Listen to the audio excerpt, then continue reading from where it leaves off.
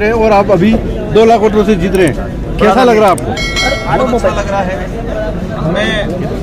मैं आपके चैनल के माध्यम से भी बांसवाड़ा डूंगरपुर की आम जनता, आम कार्यकर्ता, भारत आदिवासी पार्टी के पदाधिकारी, इंडिया अलायंस के समर्थन में आए पार्टी पदाधिकारी और हमारे यहाँ पर जो विधायक रहे हैं, कांग्रेस के विधायक हैं, घाटोल से, बांसवाड़ा से और कुशलगढ़ से, तीनों विधायकों को भी मैं धन्यवाद देना चाहूँगा।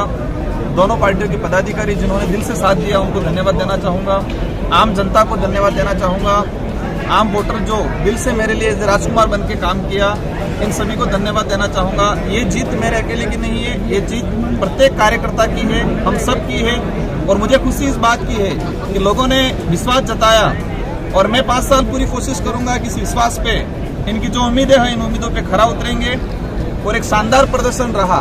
मैं विपक्ष के लिए कहना चाहूँगा कि आप सबके दिमाग में से ये निकाल दे कि ये लोकतंत्र है, राजतंत्र नहीं है। यह जनता की चलेगी, जनता की भावना के अनुरूप काम करेंगे तो ही चल पाएंगे। और इस बार बांसवाड़ा डूंगरपुर की जनता ने यह एहसास करा दिया। और हम हर बार कहते हैं, एक वर्ड यूज करते हैं, हमने रगड़ा निकाल दिया। चुनाव से पहले जिस दिन नामांकन भरा था उस दिन कहा था कि आप कितने भी हेलीकॉप्टर उड़ा लो, पीएम बुला लो, सीएम बुला लो, कुछ भी बुला लो, लेकिन यहाँ की जनता और हमने ठान लिया है कि बांसवाड़ा डूंगरपुर और बागीदोरा उपचुनाव में हम रगड़ा निकाल देंगे। और आज परिणाम के रूप में ये एहसास हो गया कि अवश्य रगड़ा निकल गया है। और बागड़ क्षेत्र के अंदर, बिलपट्टी के क्षेत्र के अंदर ये बात करें तो राजनीतिक शुद्धिकरण का काम हो गया है इस बार। महेंद्र जी सिंह मालवीय ने कहा था ना आप चलेगा ना बाप चलेगा और इनको उखाड़ फेंकेंगे, अब आपका क्या कहना है? देखो, मालवीय जी के लिए मैं, जो उम्र में मेरे से बड़े हैं, मेरे परिवार में सिखाया है कि उम्रदराज लोगों का मान सम्मान करना चाहिए। लेकिन एक सांसद प्रत्याशी थे वो, मैं भी सांसद प्रत्याशी था, लेकिन जिस तरह से इनके दिमाग में था, जिस तरह का उनका ओवर कॉन्फिडेंस था, इस जनता ने एहसास करा दिया। इस जनता ने एहसास करा दिया कि आपको ही हमने, बांसवाड़ा डूंगरपुर की जनता ने ही मालवीय जी को बड़ा बनाया था और उसी जनता को उन्होंने सौगंध खिलाए थे, इसी जनता को उन्होंने कई प्रकार से बांधा था। और वही जनता ने उनको एहसास करा दिया कि हमारी वजह से ही आपको आगे बढ़ाया था और हम ही आज आपको वापस घर पे बिठाएंगे। और इस बार उन लोगों ने बिठाने का काम किया। अब बहुमत किस ओर जाने का है अभी तक जिस हिसाब से बन रहे सरकारों? देखो, अभी तक कोई स्पष्ट नहीं हो पाया है।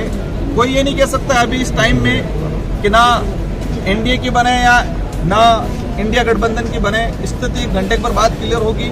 और अवश्य देश लेवल पे जो माहौल बना हुआ है, जिस तरह से एग्जिट पोल आ रहा था 354 का, कोई बता रहा था 400 का, कोई बता रहा 350 का, सारे एग्जिट पोल फेल हुए हैं। बांसवाड़ा सीट के लिए भी एग्जिट पोल जो कई नेशनल मीडिया वाले बता रहे थे ये है वो है, सारे एग्जिट पोल फेल हुए हैं। मीडिया ने जिस तरह से, नेशनल मीडिया आप लोगों पे नहीं, समाचार प्लस ने आपको बताया था राजकुमार और 2 लाख वोटों से जीत रहे सवेरे। भाई साहब बता रहे हैं, उन्होंने बताया था। और अवश्य देश लेवल की मीडिया की अगर बात करें, मीडिया ने जिस तरह से बढ़ चढ़ के देश की जनता को गुमराह करने का काम किया है और ये परिणाम जो आया है, काफी डिफरेंस आया है।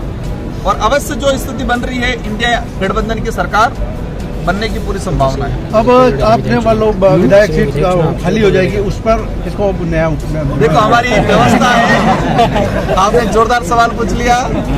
हमारे विधानसभा लोग ही, विधानसभा क्षेत्र की जनता ही टिकट देगी। वहां पर मैं या कोई हाईकमान टिकट नहीं देगा, उस क्षेत्र की जनता टिकट दे देगी और अवश्य वो चुनाव हम भारी बहुमत से जीतेंगे। क्या आपको लग रहा था कि आरक्षण को मामले को लेकर मोदी सरकार को चेंज करने वाले, उसको माहौल बना क्या है इस बार? बिल्कुल इस बार बना। भाजपा के कई मंत्रियों के द्वारा, केंद्र में मंत्री रहे थे, उनके द्वारा कहा गया था कि हम 400 पार लाएंगे, ये खत्म कर देंगे, संविधान खत्म कर देंगे, आरक्षण खत्म कर देंगे।